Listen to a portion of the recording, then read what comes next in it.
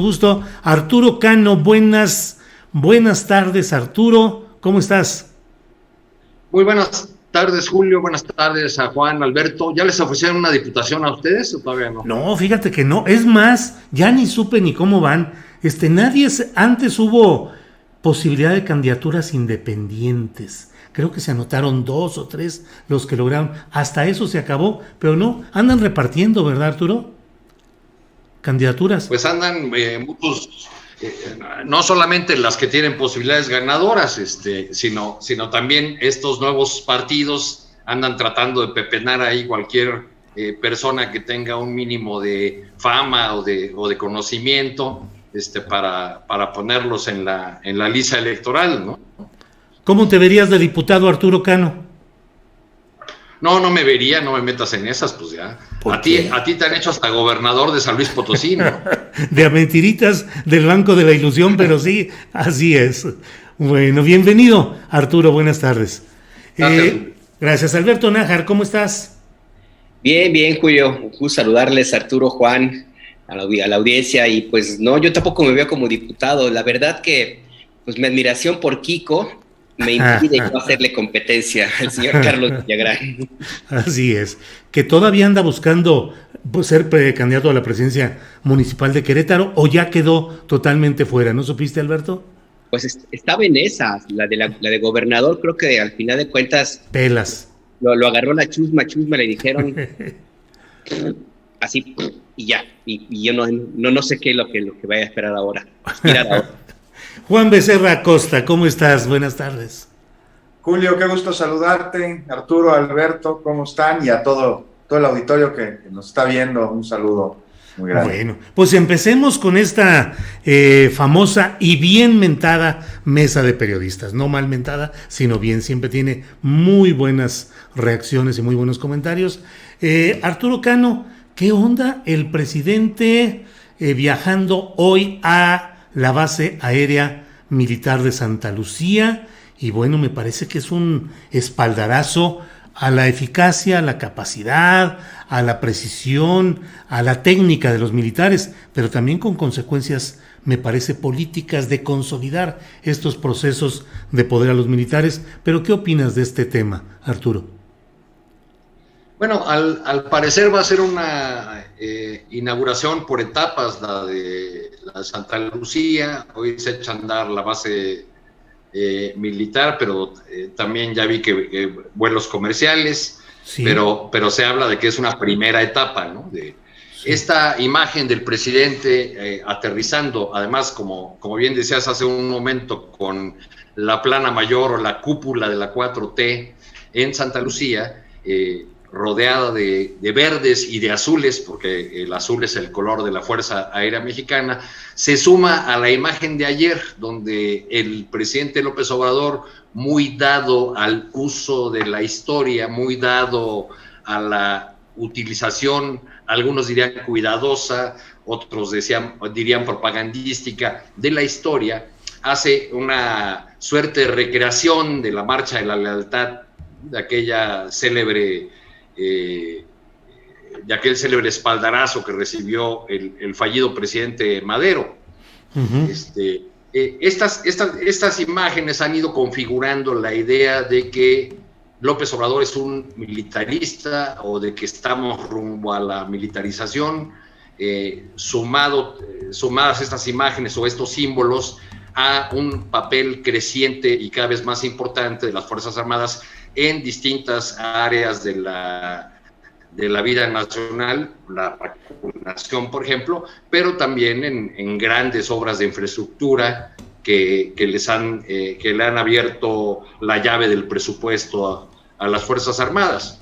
Yo digo que de un lado tenemos eso, que una mayor intervención de las Fuerzas Armadas en asuntos que según la Constitución no son de su competencia, pero ese fue un proceso que comenzó con Cedillo, cuando el fracaso de las policías en los 3 niveles de gobierno abrió la puerta a una participación creciente de los militares en tareas de seguridad pública. De ahí en adelante, ninguno de los presidentes que siguieron hizo nada para detener ese proceso de una intervención mayor de los militares, sino al contrario, fue el lugar donde se iban o la forma como se iba resolviendo las carencias y las insuficiencias de los cuerpos de seguridad, tanto estatales como municipales. Eso tenemos de un lado, pero del otro lado tenemos evidentemente una hacienda pública y un presupuesto eminentemente civiles.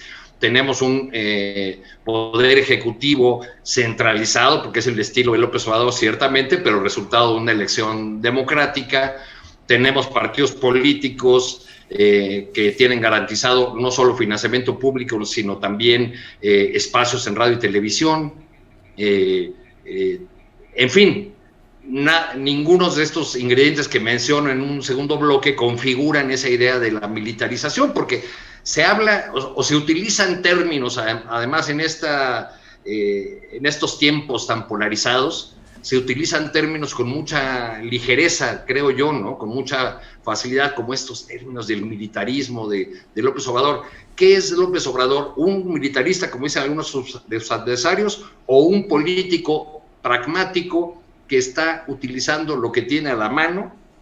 Y en este caso, la institución más centralizada, más disciplinada, más jerárquicamente ordenada, digamos, para hacer frente a retos que quiere resolver muy rápidamente el presidente, pues son las Fuerzas Armadas, ¿no? Bien, Arturo, gracias. Sin duda dará lugar a muchas otras críticas al presidente, pero yo veo que tenemos que ver las dos caras del asunto, ¿no? Bien, gracias, Arturo. Alberto Nájar, ¿qué opinas? ¿Son excesos de interpretación pensar en un fortalecimiento del militarismo? ¿Es correcto que el presidente de la República se sustente, se apuntale tanto, según mi punto de vista, en las Fuerzas Armadas? ¿Qué opinas, Alberto? Pues yo creo que en algunos aspectos, como lo hemos comentado en este espacio, Julio, me parece a veces un poco excesivo el que se le asignen tareas a las Fuerzas Armadas que en sentido estricto le corresponderían a la fuerza civil, a civiles, como el caso, por ejemplo, de la construcción de un aeropuerto, que en sentido, como te comento, pues no habría como otra, como que no hubiera pasado nada, dirían algunos, si lo hubieran hecho civiles. Y otras tareas en las cuales el ejército está teniendo una participación importante, que te habla, sí, de una confianza cada vez mayor del presidente de la República en las Fuerzas Armadas, con el argumento de que son un cuerpo que es un poco más refractario a la corrupción, a diferencia de otras corporaciones, otras instituciones que han tenido problemas en esa naturaleza. A mí me parece que en ese sentido sí habría que tomarlo con pinzas, porque el problema no es tanto que lo hagan o que se le asignen tareas, como hemos dicho en otras ocasiones, sino que luego se las quiten, ¿no? Porque el tema es que ahorita está un presidente con mucha fuerza, mucho respaldo, pero a partir de 2024 el próximo presidente o presidenta, no lo sabemos, no va a tener la misma popularidad, y eso es casi por seguro, que tiene ahora y tuvo el presidente López Obrador en su elección. Entonces ahí habría que analizar la pertinencia de que sigan las Fuerzas Armadas en tareas que, insisto, no les corresponderían. Pero por otro lado, la retórica que se está planteando hasta ahora en el debate, como dice Arturo, y coincido, se basa en argumentos de poca memoria, porque lo digo porque una de las críticas que más se le hace a este gobierno es que mantiene las Fuerzas Armadas en las calles en tareas de seguridad pública, y algunos incluso han dicho que está militarizando la seguridad pública, olvidando, por supuesto, que esta participación de los soldados y marinos en tareas de policías tiene mucho tiempo. Con Ernesto Zedillo, como hemos comentado y como recuerda Arturo, se hizo un despliegue importante, tanto en la Policía Judicial Federal, cuyos elementos fueron todos echados y sustituidos por soldados, y lo cual dio pie, por ejemplo, al nacimiento del cartel de los Zetas, como también el nacimiento de la Policía Nacional Federal Preventiva, que también conformada por policías militares. Y antes los soldados habían hecho tareas en otro sentido en el combate al narcotráfico. Entonces, por ese lado, es un poco difícil sostener que hay una militarización mayor a la que ya, a una militarización en sentido estricto de nuevo, porque además esto no es nuevo, hay militares haciendo las tareas de seguridad pública hace mucho tiempo, y al mismo tiempo es importante revisar los ejemplos de otros países, nada más ver la forma como en otros lugares los militares sí realmente tienen una injerencia tal que hasta influyen en los congresos de los países, en las decisiones empresariales. No hay que olvidar que ha habido golpes de Estado en la misma región, en América Latina, lo que está sucediendo en El Salvador con Nayib Bukele usando Fuerzas Armadas para entrar al Parlamento, al Congreso.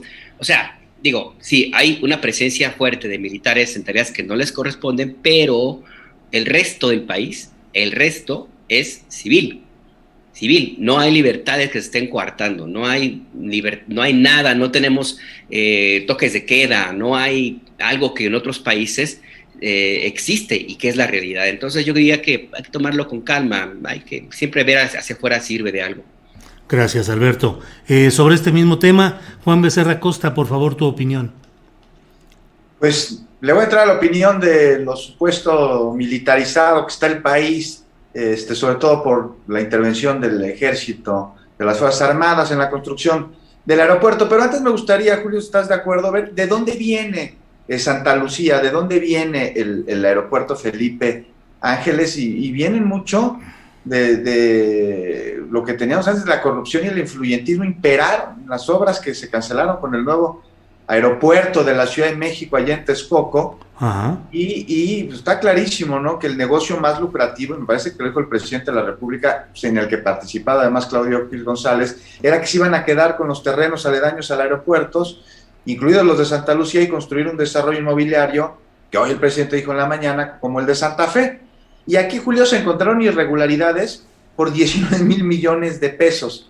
Y además se detectó que la Secretaría de la Defensa contrató pues a más de 40 empresas, me parece que fueron 45, que eran fantasmas, y estas empresas recibieron pues más de 1.700 millones de pesos por conceptos, ya sabes, las clásicas que te manejan estos factureros de bienes y servicios, y un presupuesto inicial proyectado por el gobierno de Peña Nieto, que fue creciendo sustancialmente, y con enormes cambios que se realizaban a los planos originales, y con una enorme celeridad para terminar las obras, no se les fuera a acabar el tiempo.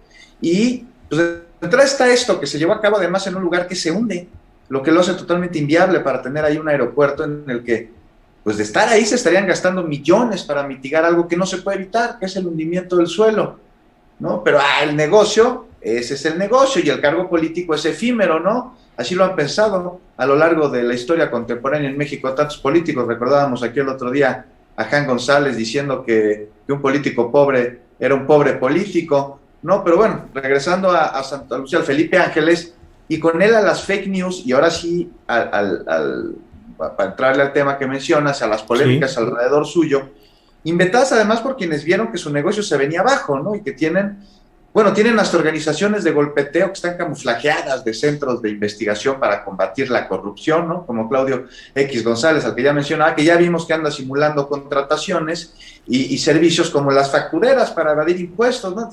No más que le cambien el nombre, se debería llamar Mexicanos contra la Recaudación. Pero bueno, en respuesta ya a los señalamientos de que Santa Lucía es inviable, también hay ahí estudios que dicen que no, y son estudios serios, Julio. Hay uno de la Secretaría de la Defensa Nacional junto con el Instituto de Ingeniería de la UNAM, y con respecto a lo del supuesto refuerzo al militarismo, pues no sé, y les pregunto si saben o si tienen conocimiento pues de una mejor opción para llevar a cabo obras como lo están haciendo los militares, específicamente en este caso, ¿no?, en el del aeropuerto Felipe Ángeles, en el que además hay ahorros por miles de millones de pesos gracias a la intervención de las Fuerzas Armadas, ¿no? Ya no le voy a seguir porque ya fueron muy precisos Arturo y Alberto, ¿no?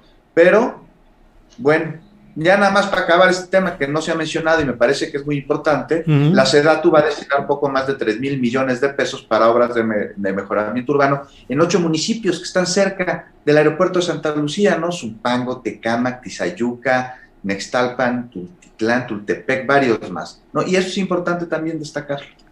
Bien, muchas gracias. Gracias, Juan Becerra Costa, un tema que obviamente genera análisis histórico, polémica y la actualización política. Quiero pasar a otro tema muy rápidamente, porque, bueno, tiene la actualidad informativa. El presidente de Morena, Mario Delgado, ha anunciado hace unos 40 minutos ya la resolución sobre el caso de San Luis Potosí. pues desde mi punto de vista se confirma lo que he venido diciendo, como otros analistas más, una especie de candidatura primor. Morena postula en San Luis Potosí para candidata al gobierno de San Luis Potosí a quien hace todavía una semana era secretaria de salud del gobierno priista de Juan Manuel Carreras en esa misma entidad. No va a ser Paloma Aguilar, que se decía que era la enviada de Palacio Nacional, donde había sido asistente de ayudantía, luego directora en el Servicio de Administración Tributaria, sino una mujer que ha sido secretaria de salud de este gobierno, acusada de una serie de actos de manejos indebidos de recursos que no están probados ni sentenciados. Pero bueno, ¿qué te parece, Arturo Cano, una decisión como esta? De pronto en San Luis Potosí lo que entra es alguien que no tiene carrera, experiencia ni presencia en Morena ni 4T, pero es impulsada desde el gobierno priista de San Luis Potosí. Pues lo que estamos viendo son los arreglos propios de un liderazgo inexperto y más ducho para asuntos financieros que para asuntos de política electoral, que es el liderazgo de Mario Delgado, y una operación hasta cierto punto simuladora que también da cuenta de las tensiones que existen en el bloque que está en el gobierno. Recordemos, por ejemplo, que ahora desde el gobierno de la ciudad, desde la Fiscalía de la Ciudad de México, se está investigando y se ha pedido el desafuero contra el diputado Mauricio Toledo, a quien un sector de Morena no baja de delincuente, de asesino, de golpeador, de gánster, pero que otro sector de Morena en la Cámara de Diputados hizo un acuerdo con él y su grupo. Las dos cabezas de ese pequeño grupo son Héctor Serrano y el propio Toledo, para tener sus votos, aunque fueran pocos, eran necesarios para algunas reformas importantes que eran del interés de la 4T. Entonces, como en el caso de San Luis, yo creo que en otros se están dando este tipo de simulaciones que agravian, en primer lugar, a las militantes de Morena, ¿no? a las mujeres de Morena, que tienen que salir a responder a cuestionamientos que seguramente surgirán de cómo desde Morena se participa de esta simulación, que no es otra cosa más que abrirle la puerta al candidato que no pudieron hacer porque resultaba demasiado impresentable, lo que ya es decir, en San Luis, y Ricardo Gallardo Cardona, bueno, por el Verde. Pues seguimos cargando con este tema que desde aquellas Adelitas, o como las Juanitas famosas, ¿no? O sea, estas simulaciones de cubro el tema de equidad de género, pero de una manera tramposa, entonces pongo a la esposa y una vez que gane renuncia para que sube el hombre, en fin. Pues es algo así, es algo muy similar, que ahora viene de una fuerza política que nos prometió otra forma de hacer política. Oye, al menos en este caso y en otros, pues no lo estamos viendo, ¿no? Arturo, para finalizar pues este tramo te pregunto, ¿Mario Delgado define y decide esas candidaturas o es el operador de instrucciones desde Palacio Nacional? Yo creo que es un operador que además tiene que lidiar con muchos tiburones. O sea, él está... alguna vez un político camachista hacía usaba una figura para referirse a la sección 22 del CENTE o de la CENTE, y creo que sería aplicable, ¿no? Decía que la sección 22 era como un gran elefante y que el secretario general era simplemente el que iba conduciendo ese enorme elefante, pero que abajo tenía un montón de tribus picándole con una lanza, uno por acá, otro jalando. Pues así es como veo a Mario Delgado. Opera algunas decisiones, creo que le sugieren algunas cosas, no creo que abiertamente le pasen una lista o necesariamente le pasen la lista, pero también tiene que lidiar con grupos corrientes y con esos bloques que se han ido configurando en el grupo en el poder, que que se han ido formando en filas detrás de los presuntos aspirantes a la presidencia de la República, a la sucesión. Bien, Arturo, gracias. Alberto Nájar, ¿qué opinas de esta candidatura que yo considero una candidatura primorena en San Luis Potosí, por un lado, y por otro te pregunto, ¿qué sucede? De hecho, la política partidista de Morena entregada a la facción de Marcelo Ebrard y operada por Mario Delgado. Pues esa es parte de las presiones a las que se enfrenta Mario Delgado en su dirigencia al frente de Morena, porque no son pocos los que lo ven, no tanto como el presidente del partido, sino como el delegado, el representante o el operador, el organizador de la eventual candidatura de Marcelo Ebrard para 2024. Y puesto en ese tenor, al presidente del partido, a Mario Delgado, pues le restan muchísimo espacio de maniobra, porque no son, bueno, esos que lo ven como el operador de Marcelo Ebrard, y otros que lo ven como pues alguien como un inexperto, pues básicamente lo que hacen es inutilizarlo, y yo tengo la impresión que la decisión que se tomó en San Luis Potosí, como la que se tomó antes en Nuevo León, y la persistencia en la defensa de un candidato controversial como es Félix Salgado Macedonio, pues son una muestra de esta poca capacidad de margen de maniobra que puede llegar a tener Mario Delgado, y la que él mismo se resta al momento de tomar este tipo de decisiones y no comunicarlas de la forma más adecuada. Entonces ahí yo sí veo, tú le preguntabas a Arturo si son decisiones, instrucciones que se envían desde Palacio Nacional. Yo creo que sí, el tema es cómo las está operando, porque a lo mejor le dicen una cosa y resulta haciendo otra, o sacando una alternativa, como tratando de justificar lo que no pudo hacerle, que lo ordenaron desde el Zócalo de la Ciudad de México. Al final de cuentas, lo que tenemos es candidatas como esta nueva de esta hora de San Luis Potosí, como tú decías, hasta hace una semana funcionaria de un gobierno priista, o como Clara Luz Flores en Nuevo León, que acaba de invitar a un enemigo de toda la vida de la izquierda en Nuevo León. Y bueno, ya de Félix Salgado mejor ya ni hablan, porque ese tema ya se presenta solo. Al final del día, lo que parece perder de vista en Mario Delgado es que sí, puede ser que le resulte en votos y que la gubernatura se obtenga en San Luis Potosí, en Guerrero, o en el caso de Nuevo León, San Luis Potosí específicamente. El tema es a quién le dejas el partido, para quién va a trabajar el mandatario que sea electo con los colores de Morena. ¿Realmente para la cuarta transformación, o para su propio proyecto político que en un momento determinado puede ser incluso contrario para el presidente de la República? Por eso la suspicacia de muchos de que en realidad lo que están haciendo son tender alianzas para 2024, y pues bueno, como el próximo candidato, si es Marcelo Ebrard, ya no va a ser López Obrador, bueno, pues tendría ahí un guardadito, ¿no? Pero pues jugarle a esa naturaleza, a ese tipo de enredos, pues tiene sus consecuencias, Julio. Bien, gracias, Alberto.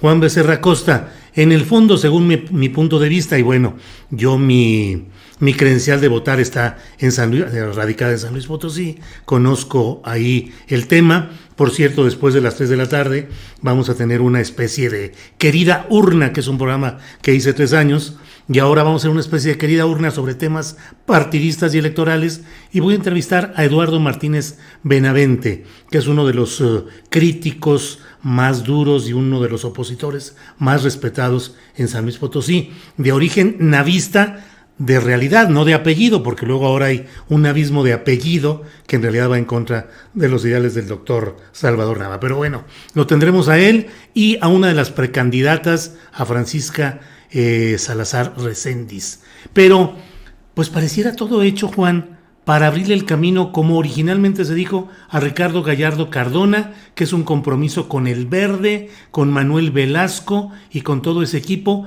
para darle desde Morena una gubernatura al Verde, que sería para un personaje impresentable en San Luis, como es Ricardo Gallardo Cardona, pero pareciera todo hecho así. ¿Cómo lo has visto, Juan?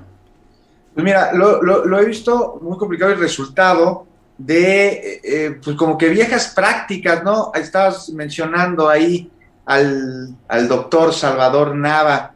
me trajiste muy buenos recuerdos, y al Zapatazo, ¿te acuerdas? Que a mí me parece que Fausto Zapata en aquel entonces fue una víctima de todo lo que estaba sucediendo, pero bueno, finalmente San Luis Potosí es un estado de una enorme participación política, de una enorme participación ciudadana, y yo lo que me pregunto, de entrada, es si Morena no tiene cuadros en San Luis Potosí. Me parece que los debe de tener.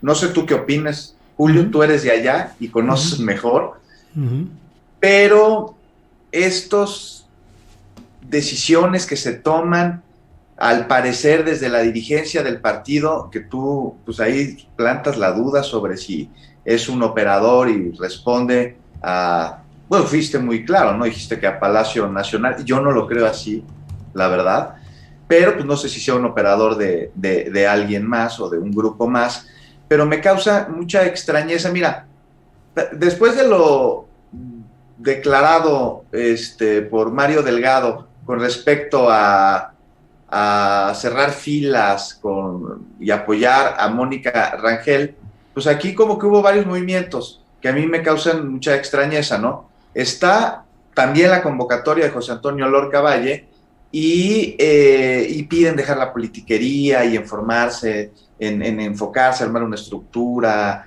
electoral para el próximo 6 de junio. Pero por otro lado tienes a las mismas personas diciendo que a través de una convocatoria ilegítima se tuvieron aspirantes espurias. Me parece que eso fue lo que dijeron, más o menos, Julio. Y aún así viene después el compromiso que hacen las y los precandidatos en apoyar a quien gane la encuesta, ¿no? A cerrar filas. Y pues cerrar filas, coordinarse, seguir los trabajos de cara a las elecciones. Esta es la invitación. Pero por otro lado tienes al consejero estatal de Morena, allá en San Luis Potosí, a Coronado Nieto, que acusa a Rangel por no dar atención a personas que necesitan tratamientos y también aparatos durante su gestión. Recordemos que ella tuvo esa gestión. Y me parece claro que la candidata no empata con la ideología del partido, mucho menos con la ideología de la Cuarta Transformación del presidente López Obrador, y pues es un cochinero que van a tener que arreglar, Julio, y que es como solo estamos viendo síntomas de una enfermedad, y no es una enfermedad de Morena, es una enfermedad a la que Morena se contagió y que viene pues de décadas atrás, de partidos atrás, de malas mañas que parece que muchos nada más dicen desecharlas en el discurso, pero en los hechos les gana. Es parte de su metabolismo político.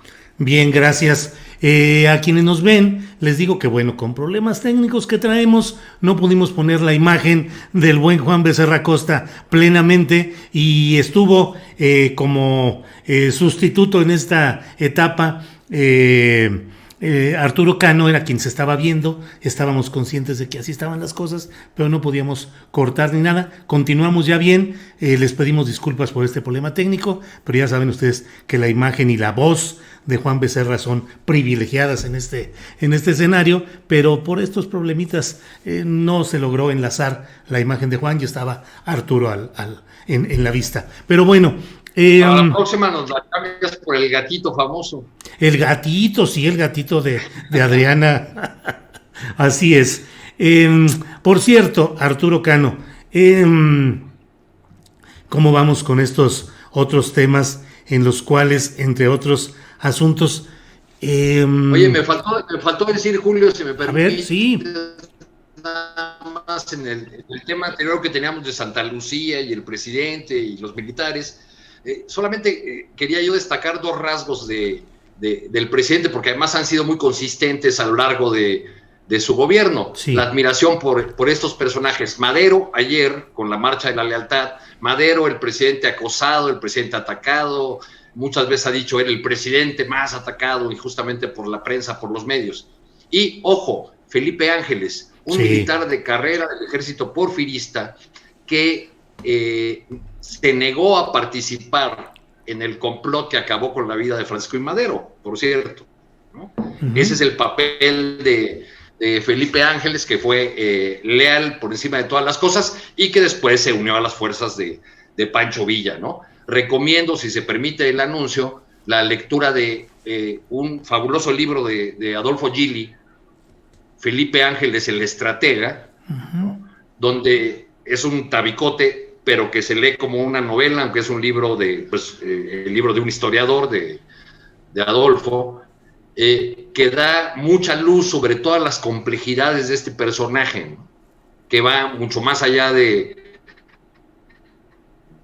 la lealtad, porque tenía también un compromiso con las clases populares, se veía a sí mismo como un personaje que podía tener un destino trágico y lo asumía paso a paso, iba rumbo al paredón, ¿no? Muy bien. Bueno, pues adelante. El de Elena Garro. Está el libro de Elena Garro, de Felipe Ángeles, que habla sobre las últimas horas. Bueno, que fue obra de teatro, ¿no? Así es, una obra dramática maravillosa de las últimas horas de Felipe Ángeles. Bien, pues gracias. Y sobre Alonso Ancira y sus $219 millones para quedar libre, ¿es suficiente? ¿Debería de haber más? Incluso ya está hablando de que esa operación le significó a él un daño económico en Altos Hornos de México. En fin, ¿qué opinas, Arturo Cano, sobre este tema? Por favor. Pues como decía el clásico, uno de los clásicos de la política mexicana, creo que esta frase se le atribuye a un exgobernador de Veracruz: en política lo que se puede pagar con dinero es barato. Claro.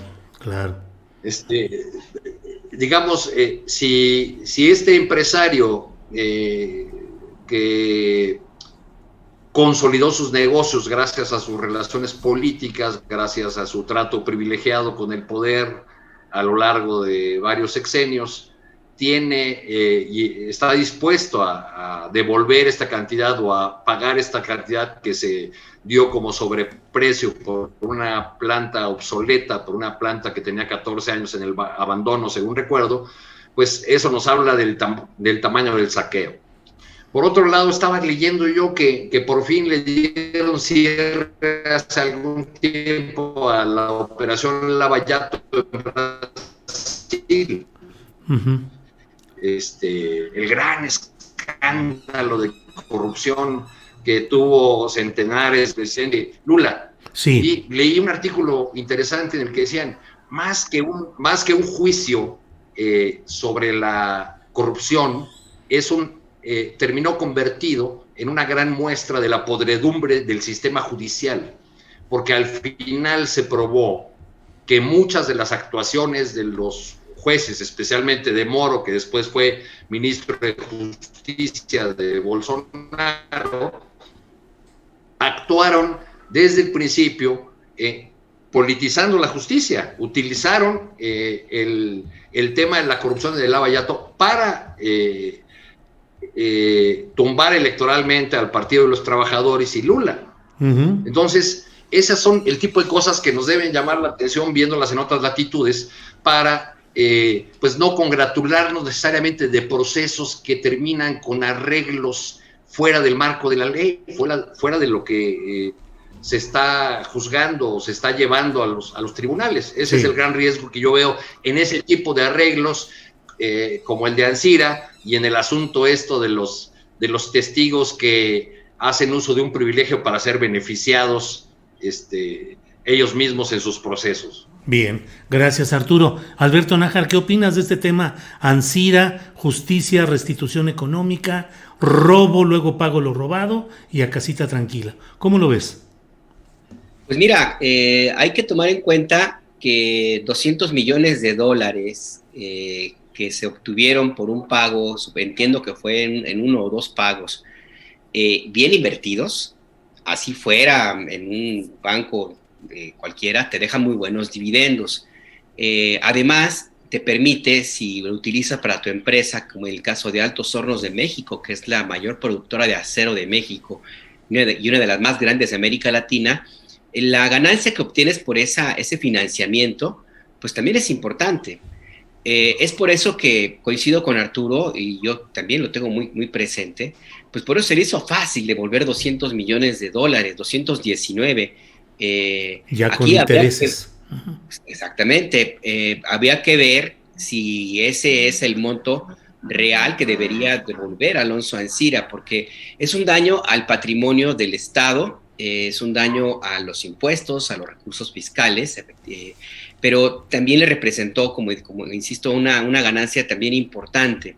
Yo no sé si Petróleos Mexicanos de una u otra forma estaría, o no sé si están considerando la idea de aceptar nada más este pago del resarcimiento del daño, sin tomar en cuenta el beneficio que obtuvo este personaje con este dinero y la inversión que tuvo que hacer Petróleos Mexicanos para mantener la planta, porque una planta, como quiera que sea, se le destina presupuesto y tiene que estarse gastando en ella, y lo que se empezó o se empezaría a utilizar para tratar de abrirla, ponerla de nuevo en operación.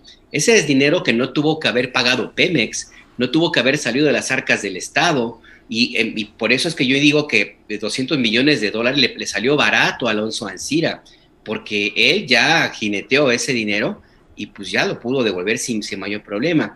El tema aquí es que si el mensaje que se pretendió enviar es de que en este gobierno ya se separó el poder político del empresario y dice, los empresarios tendrán que sujetarse a las leyes, a las leyes del país, no estoy muy seguro que esta sea la mejor forma de hacerlo, puesto que Alonso Ancira, si bien es cierto que se le acusa de un daño patrimonial y por lo tanto con el resarcimiento de lo que se extravió, lo robado, lo extraído, tendría elementos para no seguir el delito, también lo es que esto puede interpretarse como un estímulo para volverlo a repetir, ¿no? Y lo digo porque los Alonso Anciras, Robertos, Ricardo Salinas Pliegos y todos los otros empresarios, su forma de operar y de trabajar básicamente es esta.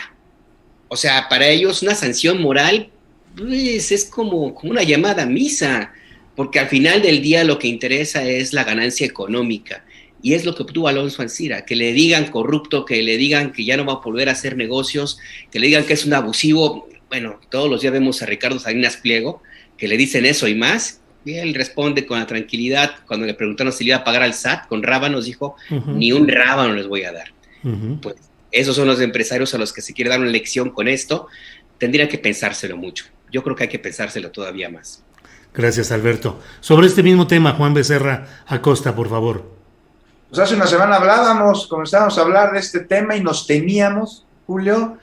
Alberto, Arturo, recordarán que se fuera a su casa a llevar ahí el proceso. Y bueno, no, por lo pronto el juez de control determinó la prisión preventiva justificada mientras se formalice este acuerdo. Pemex ya aceptó el pago por la reparación del daño, por la compra esta de agronitrogenados, pero aún así se mantiene la prisión porque existe el riesgo de que se fugue y como no, justo lo que decías tú, Alberto, ¿a estos les vale cuál es la opinión que tengan las personas de ellos? Mientras tengan sus bolsillos llenos tal como lo tienen, no les importa nada.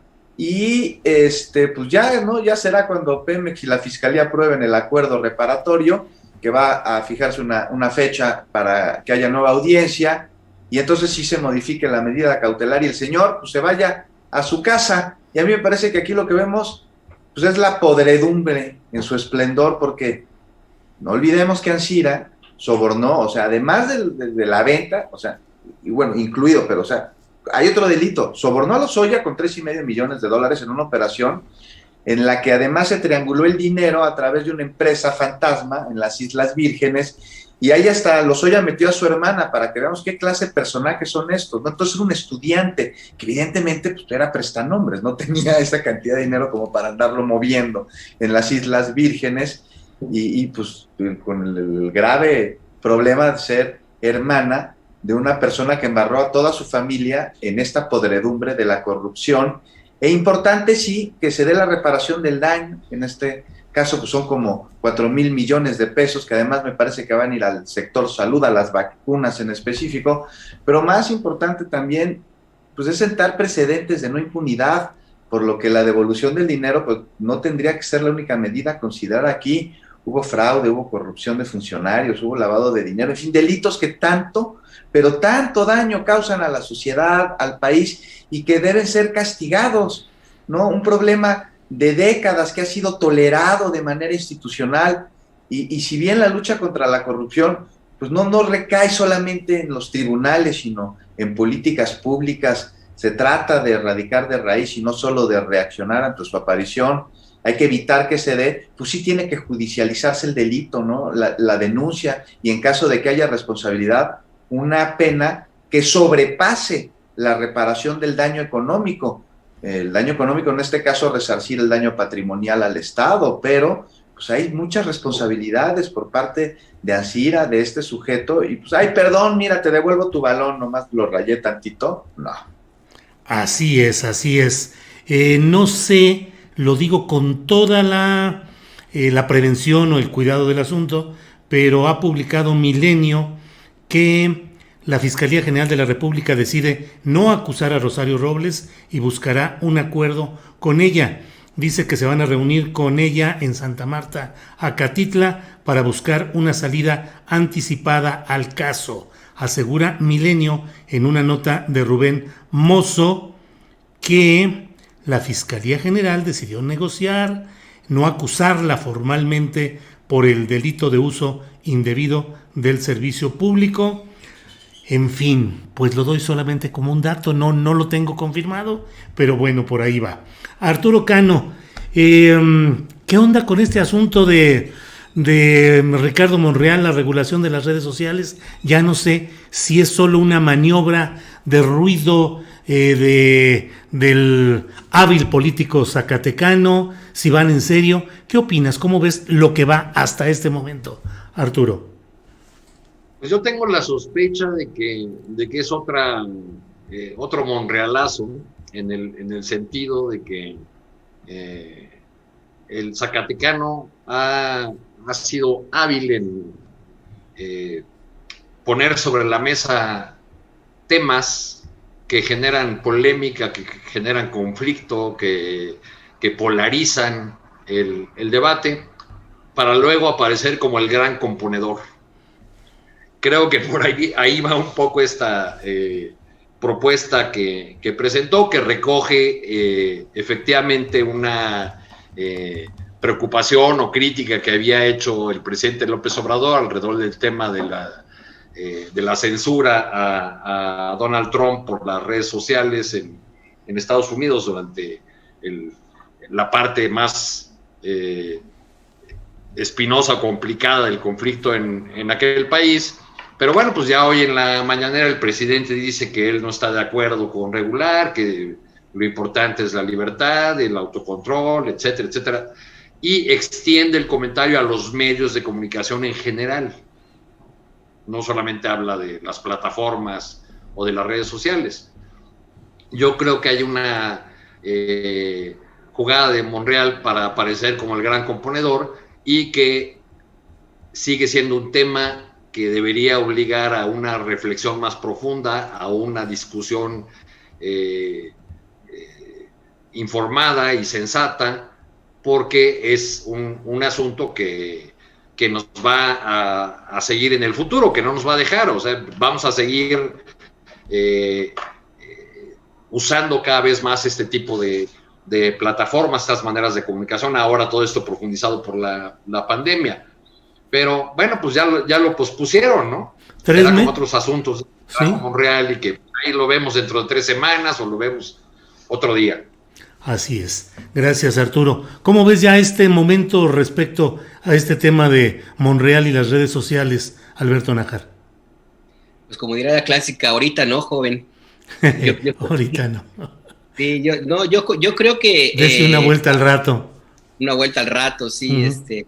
Yo creo que esta propuesta de regular las redes sociales, honestamente le veo muy, muy poco futuro, no solamente por lo que implicaría en términos de un asunto meramente jurídico, a pesar de que Ricardo Monreal y otros insisten en que en otros países hay ya una cierta regulación, sino también porque no acaba de aterrizar en términos muy concretos de cómo pudiera ser el que tú limites o no la difusión de fake news, por ejemplo, que además, por cierto, existe también ya una iniciativa de la mayoría de Morena en la Cámara de Diputados para declarar que las noticias falsas se consideran un atentado a la seguridad nacional. O sea, en esos niveles estamos ya hablando. Entonces, esta mezcla, esta idea de regular o de meter en cintura las redes sociales, que puede surgir a partir de lo que hemos visto en los últimos 2 años de la intensa y profunda campaña de odio en contra del presidente, de su familia, en contra de personajes cercanos a este proyecto político, pues la propuesta de cómo solucionarlo no me acaba de convencer. Y me llama la atención, por ejemplo, Julio, Juan, Arturo, que la propuesta de Monreal, por ejemplo, propone que sea el IFETEL el árbitro entre los usuarios de las cuentas de las plataformas de redes sociales y las mismas empresas, cuando desde la Presidencia de México se está insistiendo en que van a desaparecer los organismos autónomos como el IFETEL. Entonces ahí ya no me queda claro de cómo es que pudiera ser que progrese de una iniciativa de esta naturaleza. Además, claro que el mismo presidente de la República pues hoy mismo lo volvió a hacer, a decirle, él no está de acuerdo en que haya ninguna restricción. Monreal insiste en que no se va a cancelar cuenta alguna, en que lo único que se pretende es que los usuarios de las cuentas tengan un espacio para dirimir sus diferencias, para reclamar, no como ahora ocurre en Twitter, donde de pronto alguien te dice, incumpliste las reglas, ¿cuáles? Pues las mías, ¿cuáles? No sé, tú firmaste y se acabó. Ok, esto puede ser que funcione en México, no lo sé, no estoy seguro, porque además hablamos de plataformas que son multinacionales. Entonces, si este debate se va a dar, yo creo que lo más prudente es que no sea una iniciativa nada más acorde a las leyes mexicanas, por más que la jurisdicción quede aquí, y por más que se siga insistiendo en que una forma de regularlos es a través del fisco. Habrá que ver también eso, si se puede o no se puede.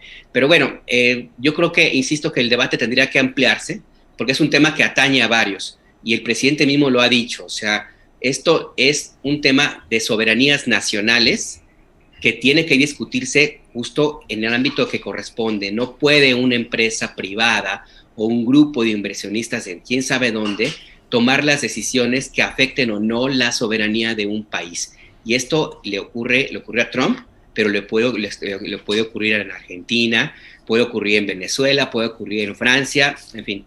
Entiendo que el gobierno de México convocaría algún debate internacional sobre el tema, pero sería bueno y conveniente, y con esto cierro, Julio, que le informaran también al senador Ricardo Monreal de estos planes del movimiento político al cual él dice pertenecer. Bien, gracias, Alberto. Sobre este tema, Juan Becerra Costa, ¿qué opinas? ¿Cómo va en estos momentos? ¿Cómo ves todo este debate? Pues vaya que hay posturas encontradas, ¿no, Julio? Y coincido con Alberto, por un lado, en que hay una disonancia, ¿no?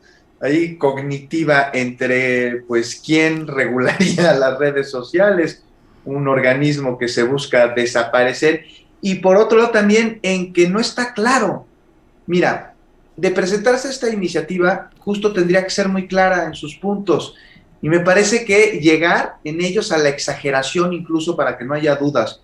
Mira, te voy a poner un ejemplo de algunos de los puntos que se propone. Habla de redes sociales relevantes, con al menos 1 millón de usuarios, o de perfiles. Pues habría que ver aquí, que hablar si son usuarios en México o en el mundo, activos, registrados. Sé que suena como muy ocioso y que se entiende, no, pues es la cantidad total, pero que quede claro, que quede estipulado como todo lo demás. A partir de ahí se va a tener que establecer claramente qué son las redes sociales, porque por ahí las definen como un sitio de internet que permite a sus usuarios difundir información.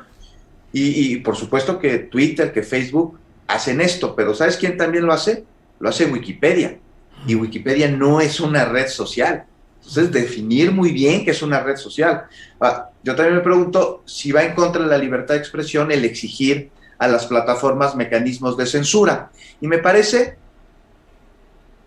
ahí voy a dar un viraje, que sí, la idea es muy buena, que es necesaria, porque las empresas de redes sociales fungen como juez y como parte a la hora de que eliminan las cuentas de sus usuarios y además no aplican criterios iguales en distintos usuarios, y la censura pues ya existe, o sea, se busca, no, es que va a ser un mecanismo con el que se le está ordenando a la red social que tenga censura. No, me parece que no es el sentido, por eso tiene que estar muy clara cómo se formula la iniciativa. La censura ya existe en las redes y ellos mismos se encargan de aplicarla. Entonces, pues esta iniciativa lo que tiene que hacer es evitar justo eso y obligar entonces a las empresas dueñas de Twitter, de Facebook, de las redes sociales, a contar con un equipo de especialistas en materia de derechos humanos y libertad de expresión, tal y como lo mencionan, para que sea la última instancia dentro de la red la que decida si alguna cuenta está sujeta a ser suspendida. Y ahí va a tener, pues, que ser una decisión que vaya acorde con las leyes mexicanas, es decir, lo que se prohíbe en la calle, pues también va a tener que prohibirse en el ciberespacio, porque finalmente hay que reconocer que es un espacio de convivencia público, ¿no? Prohibirse mensajes de odio, amenazas, revelación de datos susceptibles. Y datos susceptibles, aquí me detengo, porque me parece que la iniciativa no propone una sola modificación a la Ley de Protección de Datos Personales, y entonces pues no se estaría regulando el uso de la información, que es, hay que decirlo, el problema en sí. Híjole. Bueno, estoy checando todos los portales y la información relacionada con Rosario Robles y bueno, toda coincide y detalla la manera como ya está este tema. Arturo Ángel, en Animal Político, que le ha dado una cobertura muy confiable a todo el asunto, señala que el juez federal responsable del proceso contra Rosario Robles detuvo la audiencia en la que sería formalmente acusada de omisiones y le ordenó a la Fiscalía General de la República atender y resolver en un máximo de 5 días la pretensión de la exfuncionaria de colaborar para esclarecer los hechos. Lo anterior tras considerar que la Fiscalía no ha procesado de forma seria y conforme lo marca la ley la petición de Rosario Robles de aceptar su responsabilidad en el caso sin ir a juicio, a cambio de una pena reducida y de denunciar a otros exfuncionarios de alto rango. Arturo Cano, ¿qué opinas de esto? Rosario Robles a casita, se reconoce culpable, le hacen una pena condicionada, le echa bronca a algunos peñistas y finalmente, pues todos a casita. ¿Cómo la ves, Arturo? Pues, podría sumar otros ingredientes al listado que estás haciendo, pero sería meterle más a la especulación de esta información que nos toma ahorita por sorpresa. Lo que creo es que resulta lamentable que estos casos que en algún momento fueron emblemáticos del combate a la corrupción por parte, hayan teniendo este tipo de tropiezos. Uh-huh. Que no se cuidaron desde el principio todas estas formas, que no se atendieron los detalles para tener casos sólidos, que no pongan en entredicho a la propia fiscalía, ya muy vapuleada por otros asuntos, pero bueno, veremos, ¿no? ¿Qué es lo que va a ofrecer Rosario? Y se va a su casa. Algunos sostienen, incluso en el ámbito de los abogados, que la prisión para Rosario fue una medida excesiva, que no la meritaba, ¿no? Uh-huh. Sí. Lo importante, yo creo, es que realmente tengamos claridad de que sí fue un tema de justicia y no de venganza política, el caso de Rosario, ¿no? Y bueno, por todas las evidencias que tenemos, pues ahí hubo un entramado de saqueo de los recursos públicos para la operación electoral que les permitió, entre otras cosas, conservar la gubernatura del Estado de México a un grupo político en particular, un grupo que ahora está ya muy fuera del foco, al parecer, ¿no? Porque hay ahí circulando una protesta de los priistas porque el grupo de Alejandro Moreno se quedó con todas las candidaturas. Sí. Bueno, entre Alejandro Moreno, Murad y Moreira, ¿no? Se la repartieron. Hay parece que va a haber todavía muchas salidas de lo que queda del PRI, que hay mucho enojo, porque este grupo, al igual que la cúpula del PAN y la cúpula del PRD, pues se quedaron ellos mismos con las candidaturas. Ya que le pusimos hace un rato su repasada a Mario Delgado, pues también, digamos, el equilibrio de de la otra parte, ¿no? Sí, el triunvirato priista de Alito Moreno, José Murat y Rubén Moreira, que son los que están quedándose con todo. Cuando Alito tomó posesión de su cargo, yo escribí una crónica en la que dije que todo era un caminito para llevar a Murat a la presidencia del partido en algún momento, a Alejandro Murat, o bien a la candidatura presidencial del PRI en 2024. Pues ahí van trabajando. Así es, Arturo, gracias. Alberto Nájar, ¿qué opinas de esta información que está dándose por cierta en todos los medios, en los portales de los medios de información? ¿Qué pasará viendo de regreso a casita a Rosario Robles? Pues mira, ella desde el 24 de noviembre dijo que aceptaría ser testigo colaborador. Yo entendería que si desde ese momento se empezaron las conversaciones, algo debe haber ya por lo menos en manos de la Fiscalía, que sea, digamos, más sustancioso, con más elementos de prueba que la maleta que se trajo Lozoya desde España.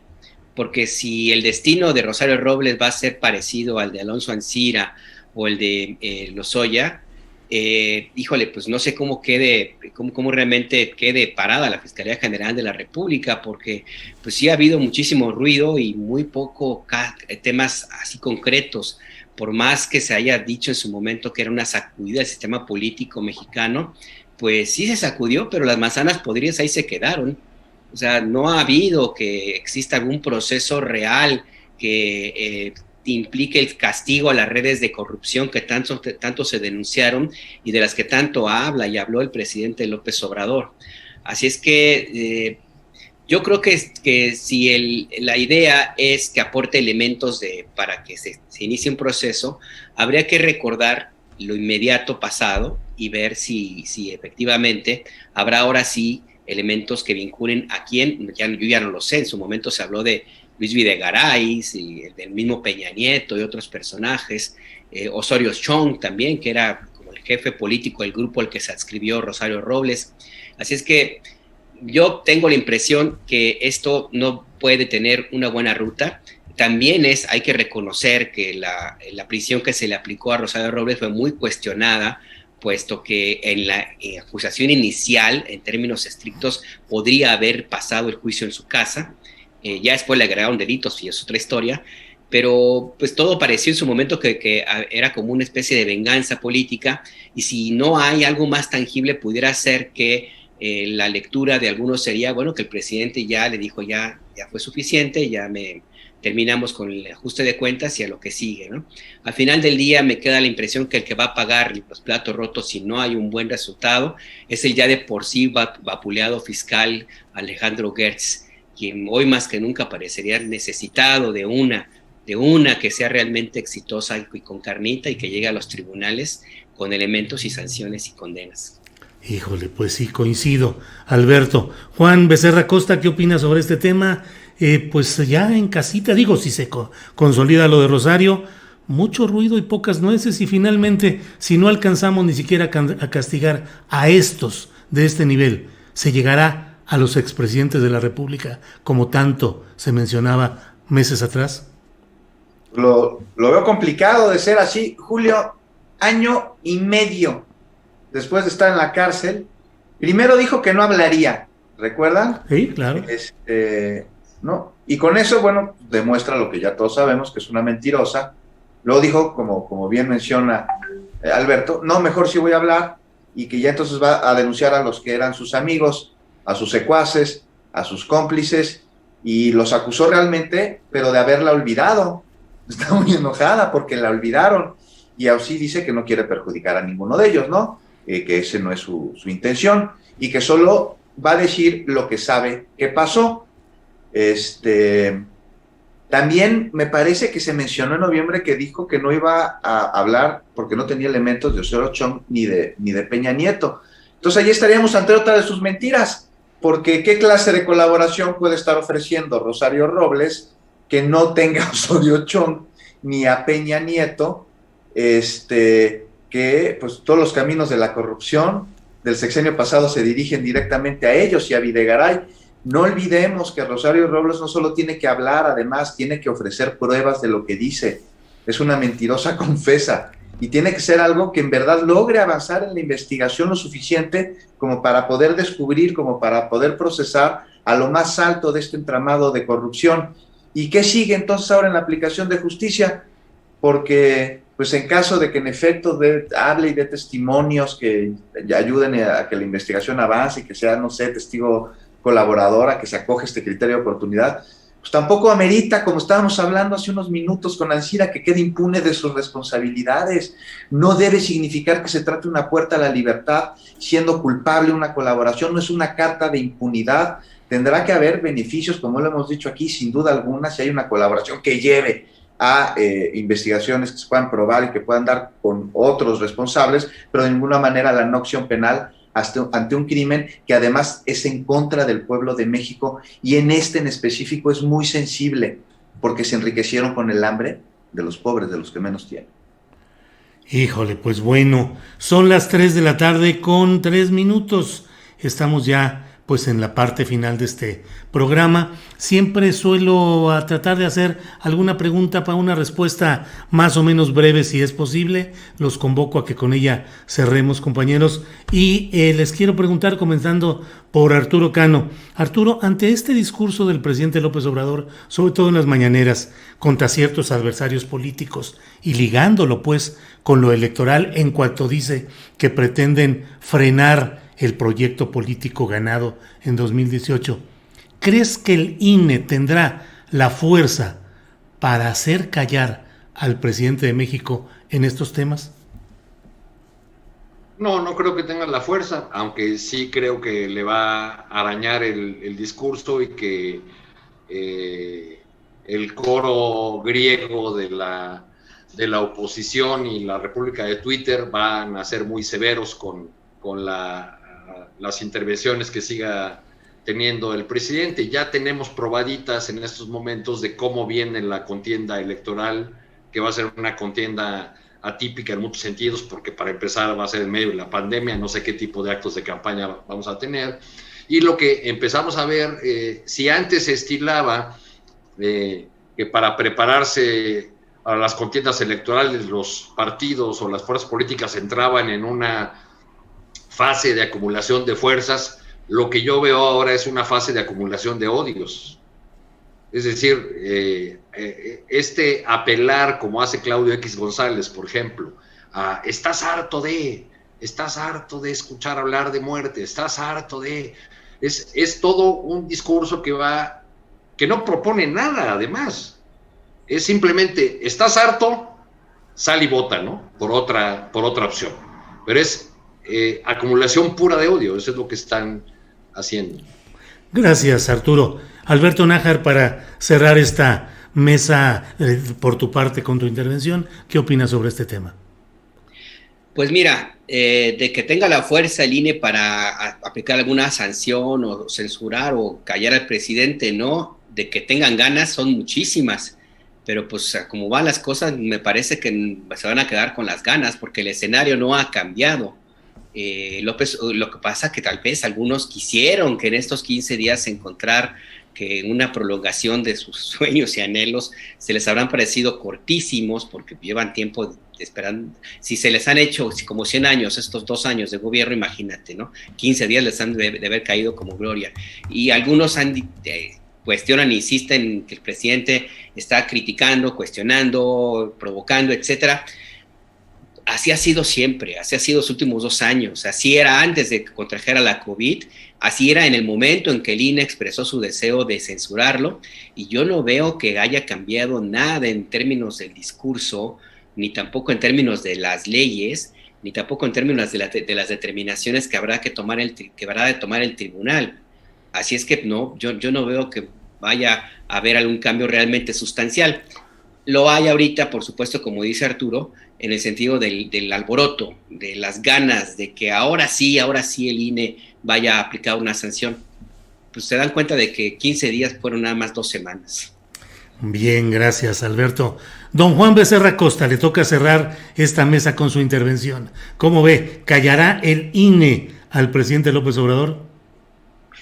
Decías que si tenía la fuerza, preguntabas hace rato. Sí.